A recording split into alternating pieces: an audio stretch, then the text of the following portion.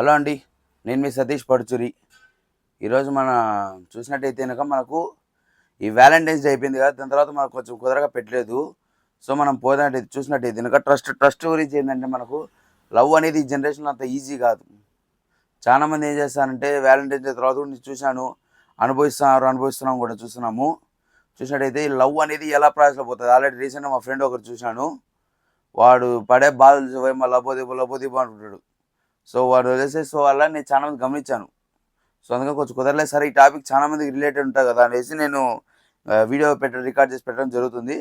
So మీరు కూడా మీకు ఎవరికైనా అర్థమైనా, లేదంటే మీకు తెలిసిన వాళ్ళు ఎవరైనా కూడా ఇలాంటి సిచ్యువేషన్స్లో ఇబ్బంది పడుతున్నా కూడా కొంచెం సింపుల్ స్టెప్స్ చెప్తాను, కొంచెం దీంట్లో ఫాలో అయిపోండి, మీకు ఇబ్బంది లేకుండా ఉంటుంది. ఒకవేళ మీరు ఎవరైనా చెప్పడానికి భయపడుతున్నారు, అది ఏదైనా అమ్మాయి కావచ్చు, అబ్బాయి కావచ్చు, ఎవరైనా ఆపోజిట్ పర్సన్ చెప్పడానికి ఇబ్బంది పడుతున్నాడు, వాళ్ళకి కొంచెం సింపుల్ స్టెప్స్ ఇబ్బంది ఉంటుంది.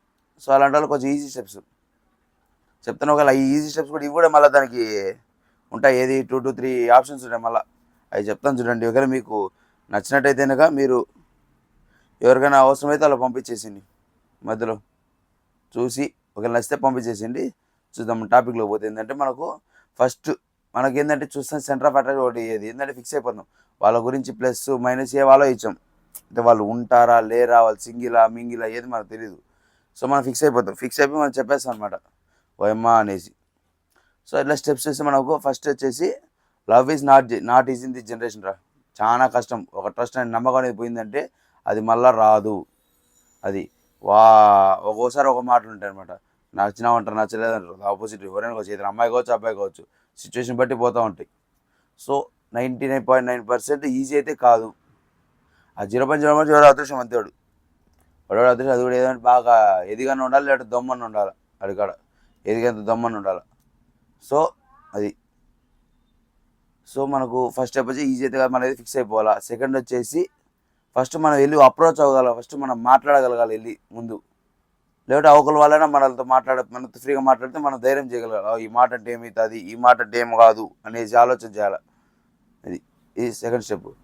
మళ్ళీ నెక్స్ట్ స్టెప్ ఏంటంటే, ముందు మనము ఒకవేళ ధైర్యం చేసి మాట్లాడినా వాళ్ళు మనకి లేదా మనం వాళ్ళకి సెట్ అవుతాలే చూసుకోవాలి.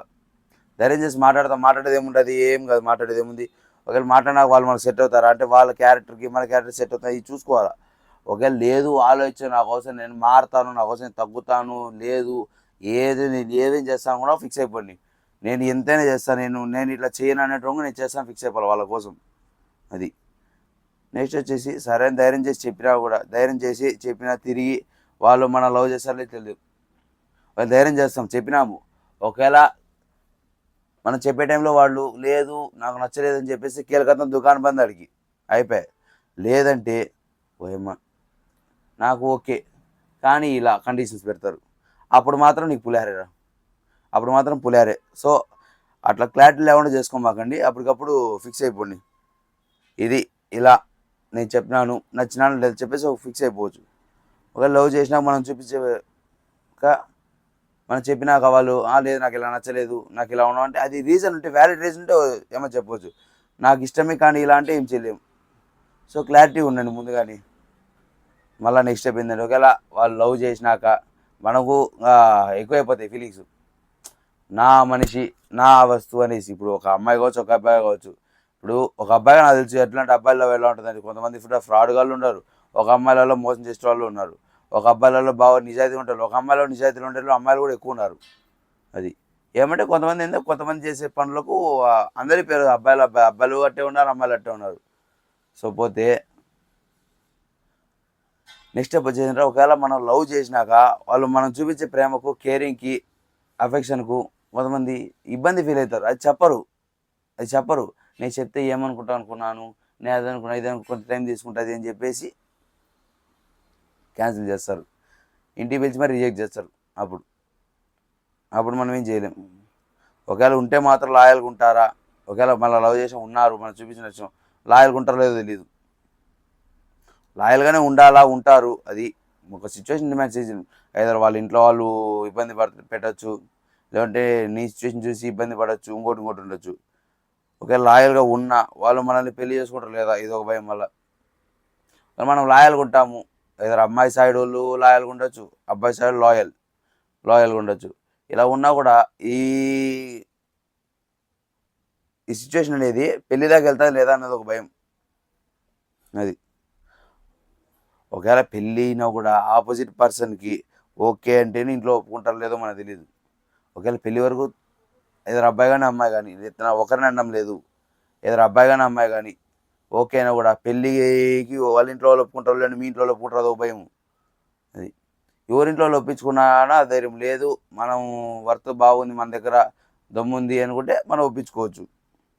అదైతే 90% ట్రూగా ఉండేటోడికి అయితే దమ్ము ఆటోమేటిక్గా టన్నులు ఉంటుంది. వాడు ఎవరైనా కానీ ఒప్పించుకుంటాడు. వాడు ట్రూగా ఉన్నాడు, సిన్సియర్గా ఉన్నాడు అంటే ఆటోమేటిక్గా దమ్ము ఉంటుంది. అది సర్లేని పెళ్ళి అయినాకైనా అలానే ఉంటారా? చేంజ్ అవుతారు అని భయం లేదు, అవుతారు ఖచ్చితంగా. ఎందుకంటే చేంజ్ వస్తాయి. ఎందుకంటే మీ ఒకవేళ అబ్బాయి మా ఇంట్లో పరిస్థితులు బాగుండొచ్చు, లేదంటే తన వేరే నుంచి మా ఇంటికి వస్తే అది పరిస్థితులు బాగుండొచ్చు, చేంజ్ అవ్వచ్చు. తన సిచ్యువేషన్స్ మారుతాయి, అలవాట్లు మారాలా, అన్నీ మారుతాయి కూడా చేంజ్ అవ్వచ్చు. కానీ ఇవన్నీ ఉన్నప్పుడు ఎప్పుడైతే నువ్వు నిజాయితీగా ఉండి నువ్వు ట్రూగా ఉంటావో, నువ్వు కేర్ చూపిస్తావో, ఎందుకంటే నిన్ను నమ్మి వస్తున్నారు ఒకరు, నువ్వు వాడిపోయినా వాళ్ళు ఇంటికి వచ్చినా కూడా లైఫ్ అనేది ఒకరికొకరు అందరూ మారుతూ ఉంటుంది. ఇలాంటివి ఉన్నప్పుడు ఎప్పుడైతే నువ్వు ట్రూగా ఉండి నువ్వు లేదు అంటే అది వేరు, నువ్వు ట్రూగా లేవంటే అప్పుడు మనం ఏం చేయలేము. అది వాళ్ళ వాళ్ళ విజ్ఞతకి వదిలేయాలి. మనకు ఎప్పుడైతే మనం ట్రూగా ఉంటామో అప్పుడు ఓకే. నీకు జస్ట్ ఫస్ట్ నమ్మకం అనేది ఉండాలా, లేదు తను అలా చెయ్యడు, తను అలా చెయ్యదు అనే నమ్మకం నీకు ఉండాలా, అవతల వాళ్ళకు ఉండాలి. అలా ఉన్నప్పుడే అది ట్రూ లవ్ అవుతుంది, గెలుస్తుంది. కానీ లవ్ అనేది ఎక్కువ కాలం ఉండదు, అయితే నేను చెప్తాను. కొంతకాలమే బాగుంటుంది లవ్ అనేది. ఆరెంజ్ సినిమా చెప్పి కరెక్టే, లవ్ అనేది కొంతకాలం, కానీ ఒక బంధం అనేది ఏర్పడిందంటే అది జీవితకాలం ఉంటుంది. ఇలాంటివి నేను ఈ మధ్య ఫేస్ చేశాను, చేస్తున్నాను, చూస్తున్నాను. సో ట్రస్ట్ అనేది నమ్మకం ఉంటేనే ప్రొసీడ్ అవ్వండి. లేదు ఒకవేళ లేదు మీకు లేదు నాకు లేదని కూడా కూర్చోండి, మాట్లాడేసుకోండి, ఇట్లా కాదని చెప్పి సెటిల్ అయిపోయింది. ఎందుకంటే అవతల వాళ్ళ లైఫ్ కూడా ఉంటుంది. చాలామంది కొంతమంది సీరియస్ ఉంటారు, పలానా విషయంలో పలానా నేను ఉండాలనేసి. ఎందుకంటే మీరు ఆపోజిట్లో చెప్పినప్పుడు నాకు ఓకే, నాకు ఇష్టమైన ఉండొచ్చు, లేదా నాకు ఇష్టమైన ఉండొచ్చు.